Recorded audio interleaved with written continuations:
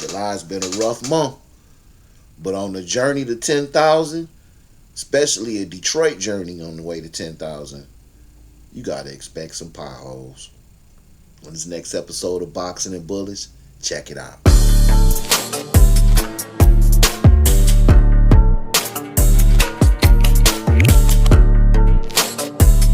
Unfortunately, I fell victim to FOMO and ended up taking a $124 loss before I could even record anything.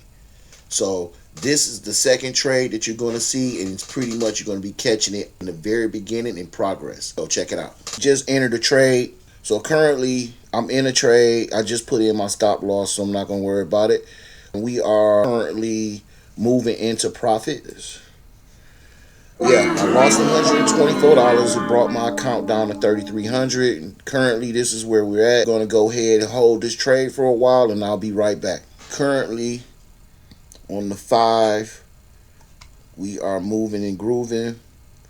And on the 15 here, we're heading. Got in this a little early, but I'm still in pretty good shape. We're breaking past the 20 moving average and the 9. We got getting ready to break past both. We already broke past both on the 5. So we're on our way. We're in good shape. We're moving and grooving here. We in profit. I am going to adjust my stop loss, and we'll be right back. Okay, I did hop into a second trade, and right now I'm doing what's called riding bullish momentum. As you can see, we've had some bullish volume down here. And you can see we running up past the moving averages. This is the time when you get in and you just want to ride that bullish momentum. I've already put in my stop loss. And so now it's just a matter of riding and watching and hoping that this bad boy don't reverse suddenly. Now, some great news and great sign. On the 5, we breaking past the 200 moving average. That's a big deal. Because if we can hold past the 200 moving average, that's signs of bullish strength, bullish momentum. That's what we need. We need bullish momentum. And with this breaking past the 200 moving average, that's a sure sign of bullish momentum. Strong engulfing bullish candle that's breaking above the 200 moving average. That's a great sign for me. I love engulfing candles that show, hey, a lot of bullish strength. We're going to continue to hold. Where are we at as far as profit? Okay, we are in good shape as far as profit goes. We're going to go ahead and keep holding this for a little bit longer. And then I'm definitely about to adjust my stop loss to make sure that I'm in profit. We're going to secure profit. It looks like we finally done got the cooking with gas. Let's see where we at for profit. Yeah, this is what we was looking for. So we'll be back. I'm going to go ahead and lock it in. Okay, so we did get stopped out.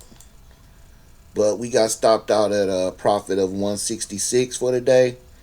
Despite the loss earlier, it's bringing us to an account value now of 3610. Okay, based off my account value, tomorrow's goal is going to be $180.50.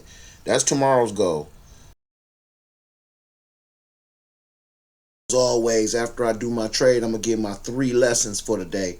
So the first lesson is, when you got rules, make sure you follow them closely and don't deviate. Stick with what works. Lesson number 2, always use a stop loss. If you're not using a stop loss, you are gambling and you are risking to blow your whole account.